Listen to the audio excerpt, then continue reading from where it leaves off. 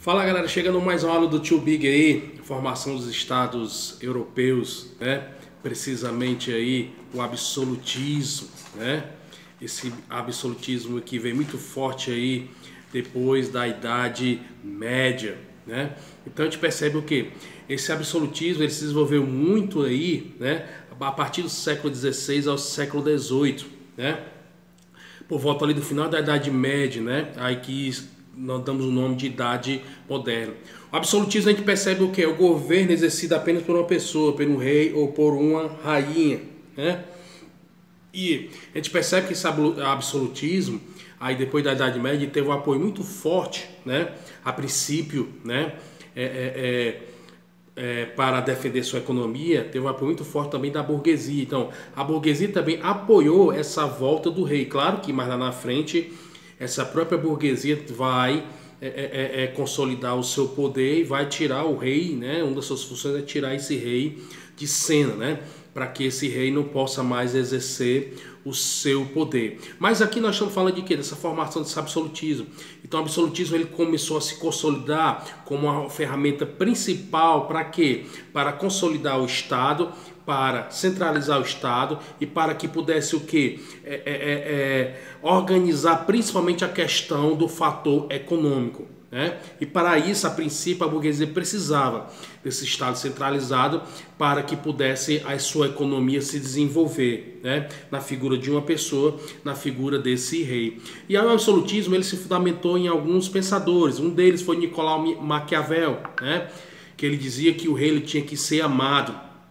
Se ele não fosse amado, pelo menos ele fosse, podemos dizer assim, temido, né? E que se ele não fosse amado, ele pelo menos desse respeito para as pessoas, porque ele dizia que as pessoas, os seres humanos eram maus, né?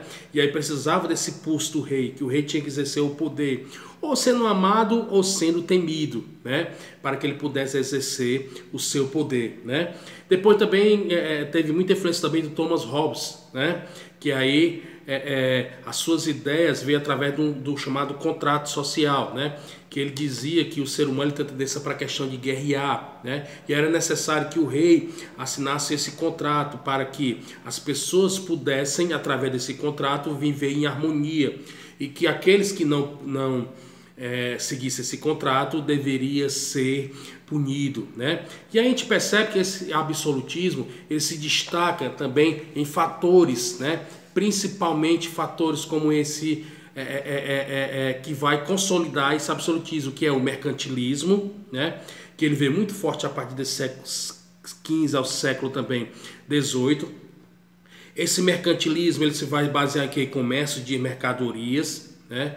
A gente percebe que vai ser o grande amola mestra desse absolutismo, né? Porque eles passam o quê? A manutenção de uma balança favorável, né? A manutenção de que o Estado deveria exportar mais do que importar. E o outro fator primordial do mercantilismo é o quê? É os metais preciosos, o acúmulo de metais. Então, para que o Estado ele pudesse ser consolidado, para que o Estado ele pudesse desenvolver, tinha que ter essas bases que da balança comercial favorável, né? De exportar mais do que importar e principalmente através de quê? Do acúmulo, né? De metais preciosos, né? Então a potência que tivesse mais metais preciosos, o país era um grande estado absolutista, né? Outro fator interessantíssimo aí do absolutismo foi o que? As expansões marítimas, né? Porque nós sabemos que ela também foi a mola mestre também desse absolutismo.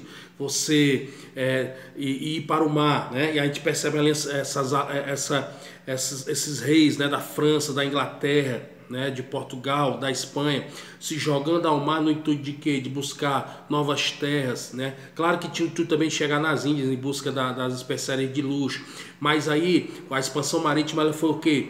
A gente percebeu que ela foi passando pelo Oceano Atlântico e foi desbravando e foi descobrindo novas terras, no caso o nosso território brasileiro, Então, essas terras que foram sendo descobertas foram servindo de base o quê?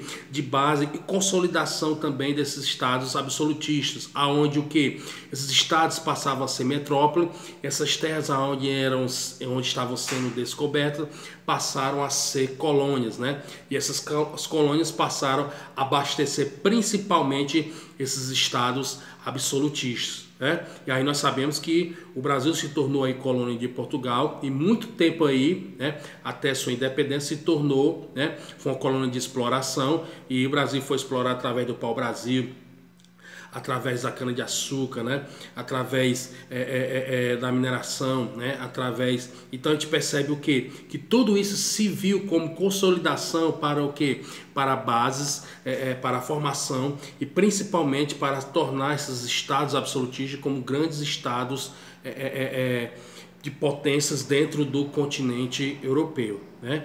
Então a gente percebe que tudo isso favoreceu a formação desses estados absolutistas. Claro, vale salientar que também por trás disso tudo está uma burguesia, e essa burguesia é que vai ditando a economia, que vai ditando as regras, e ela que futuramente também, ela também vai exercer e vai tomar o poder esse que estava sendo exercido pelos estados absolutistas, ok?